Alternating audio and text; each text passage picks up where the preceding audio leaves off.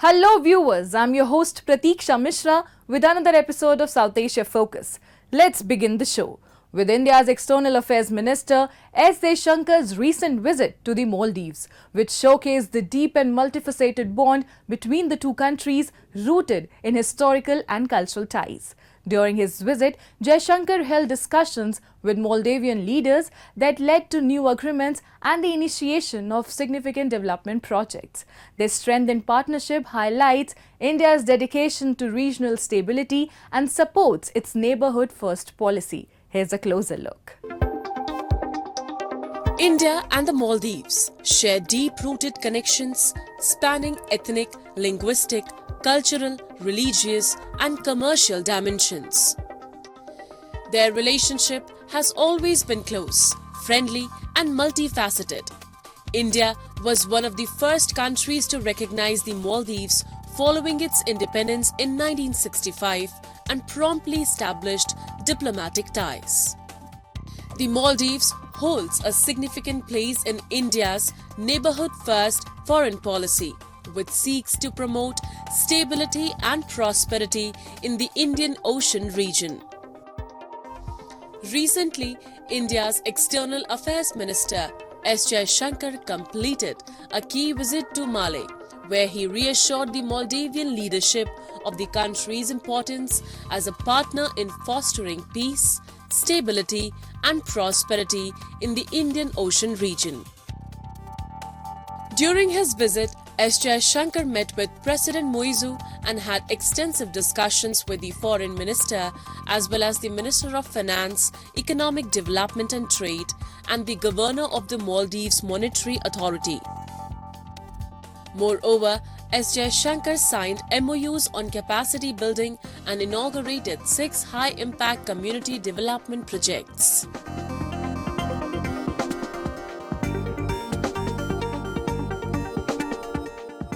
India follows a policy which is non-reciprocal and is our neighborhood first policy. We attach a great importance to stability, security, prosperity and development of all our neighbors. And India has continued to play a role of a nation a builder in all our neighbors and helped them consistently. Maldives is no exception. India has throughout helped them and assisted them a great deal, and they understand. Moldavian President Moizu expressed appreciation for India's ongoing developmental aid and reaffirmed his commitment to enhancing the India-Maldives relationship. At the President's office, S. Jaishankar and the Foreign Minister jointly inaugurated a water sewerage network project financed by India's line of credit, which will serve 21 islands in the Maldives. President Moizu's willingness to engage with India signed a pragmatic shift in the Moldavian foreign policy aimed at bolstering bilateral ties for mutual benefit. S. Jaishankar's successful visit thus marked a crucial step in strengthening and advancing the India-Maldives partnership. Although President Moizu's political party had, for different domestic reasons, did that India out campaign and all that, but soon they realized what India is bringing on the table for the people of Maldives, irrespective of the political dispensation, and so they have to also think of their own national interests. So I think what Dr. Jaishankar's visit and earlier invitation to President Moizu to attend Prime Minister Modi's swearing-in ceremony, these are all indicators that India and Maldives are on the right path of good neighborly friends and countries. And this is the thing that India has followed. This is probably the model that is acceptable to everyone. S. Jaishankar's visit proved to be a pivotal strategic initiative highlighting the essential role of diplomacy in managing international relations. By reaffirming the importance of India-Maldives relations, the visit played a crucial role in enhancing regional stability. This strengthening of ties has broader implications for India's foreign policy, particularly in its approach to smaller neighboring countries. Deepening the relationship with the Maldives, a strategically positioned island nation, allows India to bolster its influence in the Indian Ocean. This move is vital for fostering a cooperative regional environment and reinforcing India's strategic presence in this important maritime region.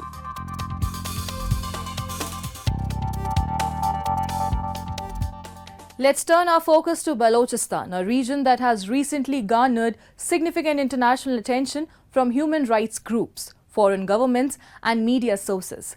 The situation there is both dynamic and intricate, with ongoing protests highlighting a range of issues deeply intertwined with the region's historical, economic and political background. Take a look. The protests in Pakistan's Balochistan have underscored the deep-rooted issues within the province and have attracted both national and international attention to the Baloch people's struggles. The ongoing demonstrations reveal a broader fight for rights and justice. A significant driver of the recent protests is the issue of enforced disappearances. Families of the missing have been outspoken about the alleged abductions of their loved ones, who are often suspected to have been taken by security forces. This has sparked considerable unrest and intensified calls for justice and accountability. A key development in the ongoing struggle for Baloch rights and autonomy is the increased activism of Maharang Baloch.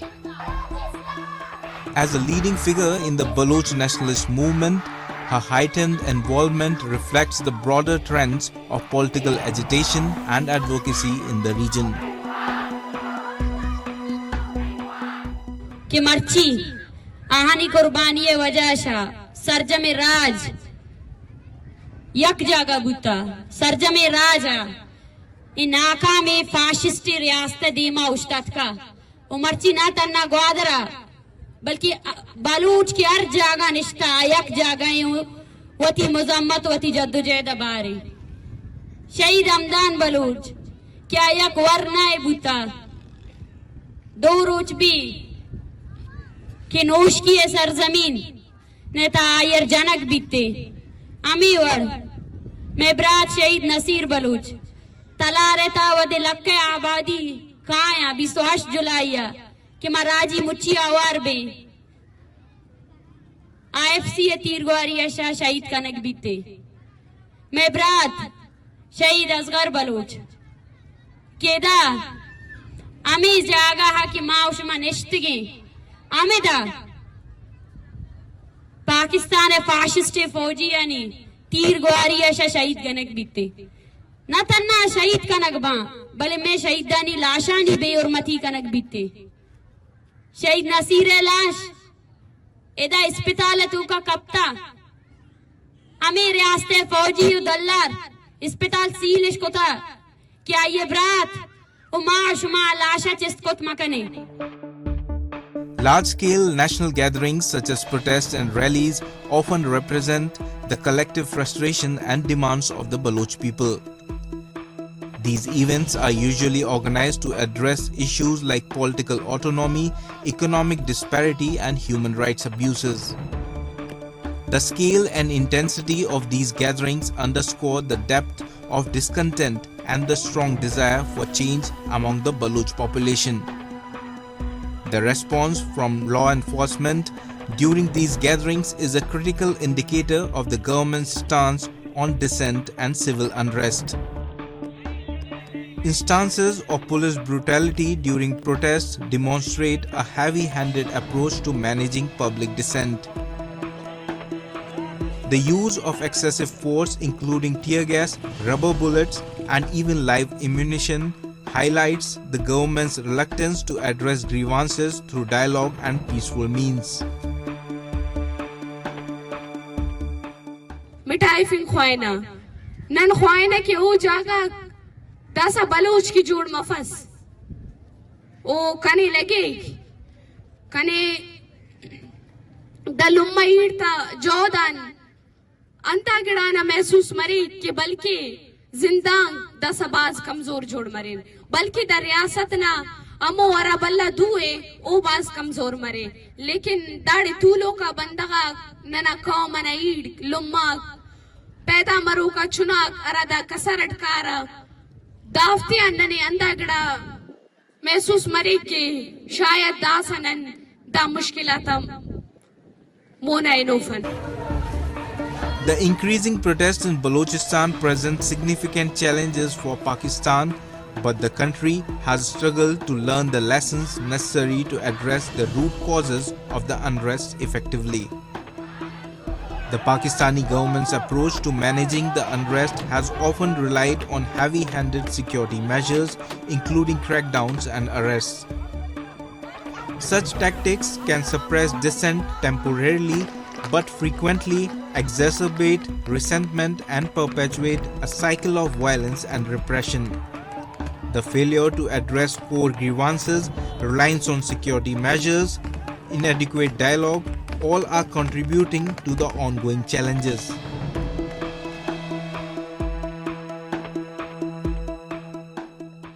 Time now for Asia This Week, the stories from across the continent. India marked its 78th Independence Day on August 15 with this year's theme Viksit Bharat or Developed India, highlighting the nation's vision to become a developed country by 2047 and underscoring the government's dedication to this transformation. During his Independence Day speech at the historic Red Fort in New Delhi, Prime Minister Modi expressed India's desire for its neighboring countries to pursue peace and prosperity.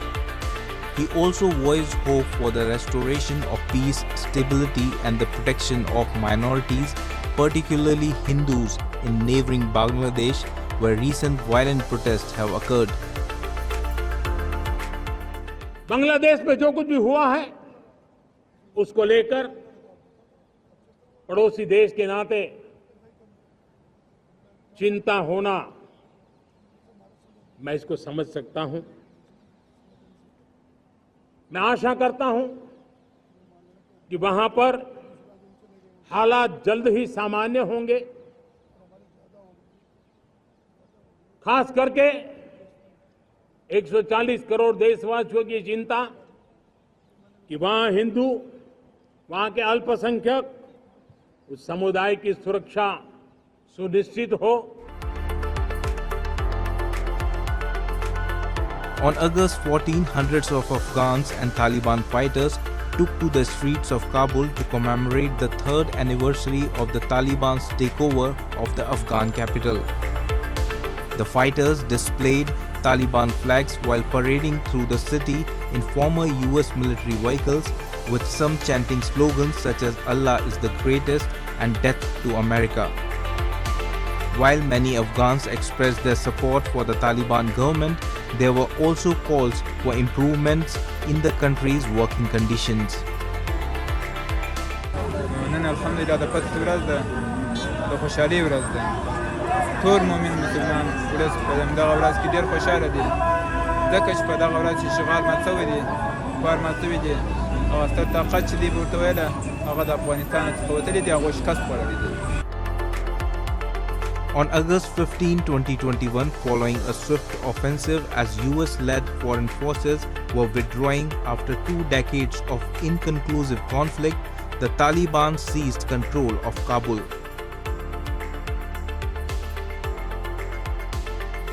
Pakistan's military said it had arrested retired General Faiz Hamid, former head of Inter-Services Intelligence ISI agency, in connection with a land development case.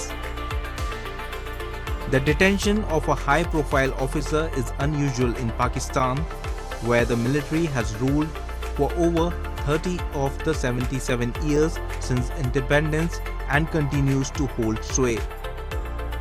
The arrest was ordered by the Supreme Court, the military said in a statement, adding that multiple violations of the Pakistan Army Act after Hamid's retirement had also been established.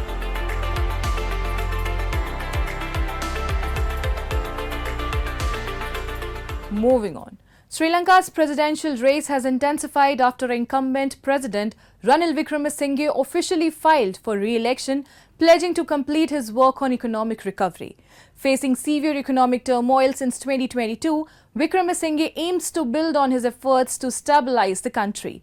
He faces competition from opposition leader Sajith Premadasa, who criticizes corruption, and Anura Kumara, who frames the election as a chance to confront those he blames for the crisis. With the economy still in distress following a historic debt default, the upcoming election will be crucial for Sri Lanka's path forward. Take a look. Sri Lanka's current president, Ranil Wickremesinghe, has officially entered the presidential race, submitting his candidacy to Colombo's Election Commission on August 15th. In his address, Wickremesinghe promised to continue improving the nation's situation as he campaigns for the upcoming election in September. I have stabilized the economy. I have increased production.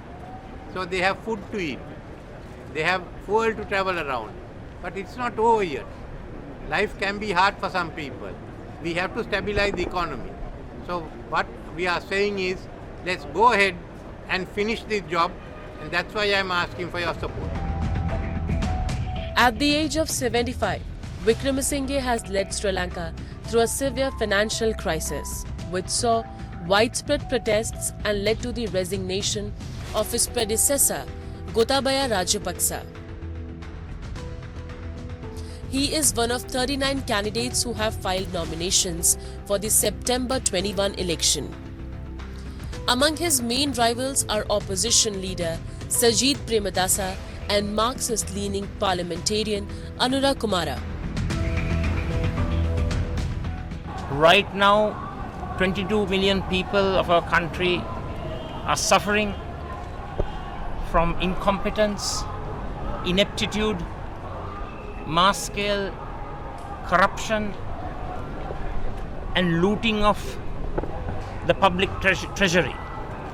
So we hope to eradicate this mess of corruption, and we hope to ensure that we have people's sovereignty prevailing. The September election will be Sri Lanka's first significant poll since the nation faced a severe economic collapse in 2022, which led to a default on its foreign debt. මේ ඉතිහාසයේ වෙනස් කරන තීරණාත්මක මැතිවරණය තමයි සැප්තැම්බර් මාසේ 21 වෙනිදා එන්නේ.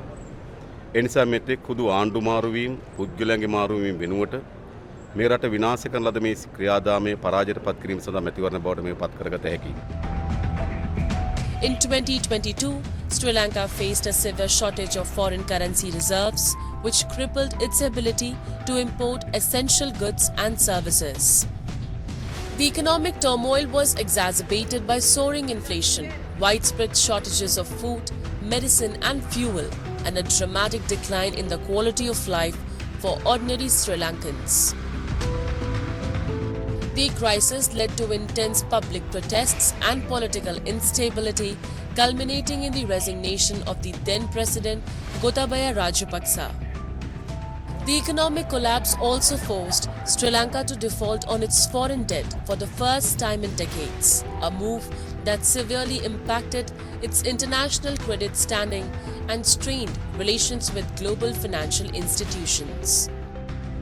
This default not only affected the country's ability to secure new loans, but also triggered a prolonged period of negotiation with creditors to restructure its debt and seek relief. As Sri Lanka prepares for this crucial election, the focus is on how candidates propose to address the lingering economic issues and restore stability. The outcome of the election will be critical in determining the country's path forward and its ability to recover from the deep economic crisis that has reshaped its political and social landscape. And now let's move to Pakistan-occupied Jammu and Kashmir, where local shopkeepers and leaders have staged a protest against steep rent increases and the illegal sealing of shops due to non-payments. The Jammu Kashmir Joint Awami Action Committee is demanding immediate action from POJK Prime Minister Anwarul Haq to reopen their businesses. The committee accuses the administration of misinterpreting a Supreme Court order leading to unaffordable rents. Traders facing financial strain are voicing their frustration, feeling exploited and abandoned. A report. Local leaders and tenant shopkeepers in Pakistan-occupied Jammu and Kashmir have organized a protest against the authorities over an increase in shop rents and the illegal sealing of their shops due to non-payment of the new rates. The tenants have demanded immediate action from POJK Prime Minister Anwarul Haq to reopen their shops.